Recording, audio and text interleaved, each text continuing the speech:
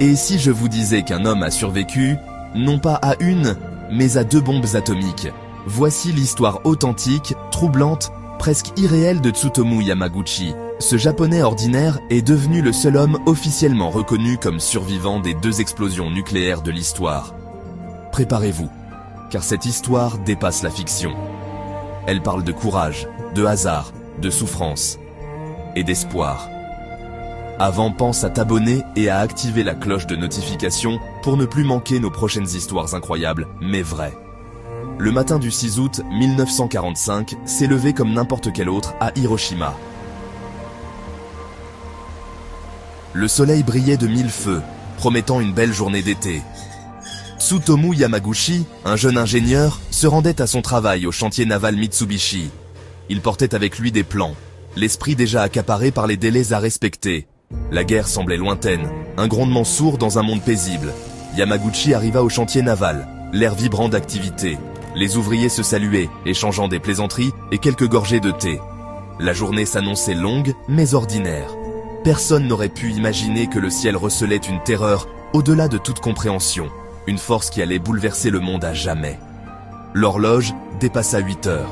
Yamaguchi se tenait sur le quai d'un tramway, en route vers le chantier. L'air était lourd d'humidité. Le parfum de la mer se mêlait à l'odeur du pain frais d'une boulangerie voisine.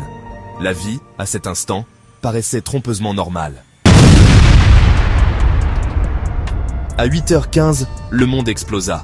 Une lumière blanche aveuglante envahit le ciel, engloutissant tout sur son passage. L'air crépitait d'une chaleur inimaginable. Yamaguchi, pris au dépourvu, ressentit une douleur fulgurante alors que l'onde de choc le projeta dans les airs, comme une poupée de chiffon. Il retomba violemment, les oreilles bourdonnantes, la vue brouillée. Le monde autour de lui s'était transformé en un chaos inimaginable. Les bâtiments étaient en ruine, la fumée et la poussière étouffaient dans l'air. Gémissant, Yamaguchi se releva tant bien que mal, ses vêtements arrachés, la peau cloquée et brûlée. Désorienté et souffrant, il tituba à travers les décombres. L'air était saturé de l'odeur de chair brûlée et des cris des blessés. Il vit des choses qui resteraient à jamais gravées dans sa mémoire. Des ombres figées sur les murs, des silhouettes calcinées. Son esprit peinait à saisir l'ampleur de la dévastation, l'anéantissement total qui venait de se produire en un seul instant, terrifiant.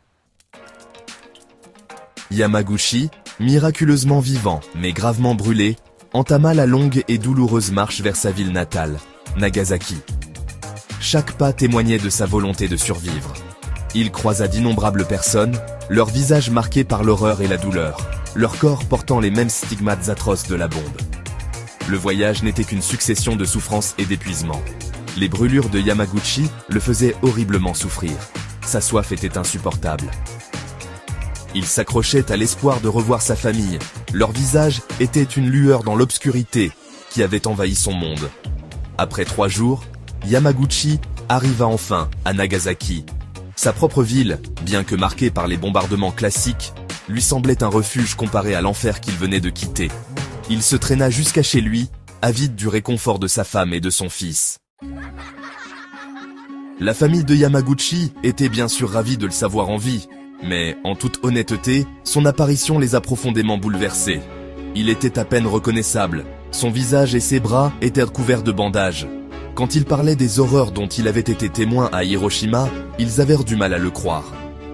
L'ampleur de la destruction semblait inimaginable, l'arme qu'il décrivait comme quelque chose sorti d'un cauchemar.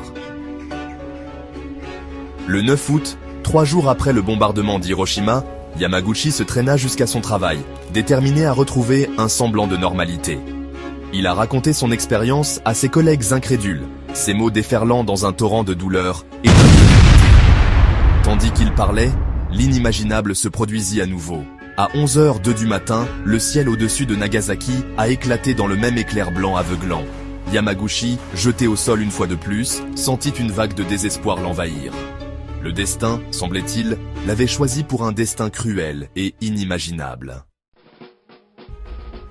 Tsutomu Yamaguchi a survécu au 2e bombardement atomique. Il en a porté les cicatrices physiques et émotionnelles pour le reste de sa vie.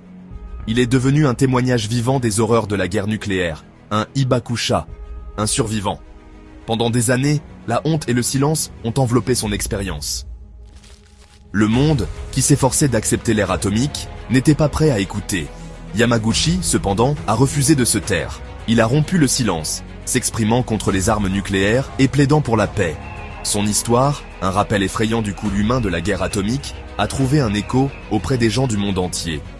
Tsutomu Yamaguchi, l'homme qui a survécu à 2 bombes atomiques, est décédé à l'âge de 93 ans. Sa vie, marquée à jamais par la tragédie, est devenue un symbole de résilience, d'espoir et d'esprit humain durable. Son message, un appel à la paix et à un monde sans armes nucléaires, reste aujourd'hui plus urgent et pertinent que jamais. Si cette histoire vous a touché, abonnez-vous, car d'autres récits incroyables mais vrais vous attendent.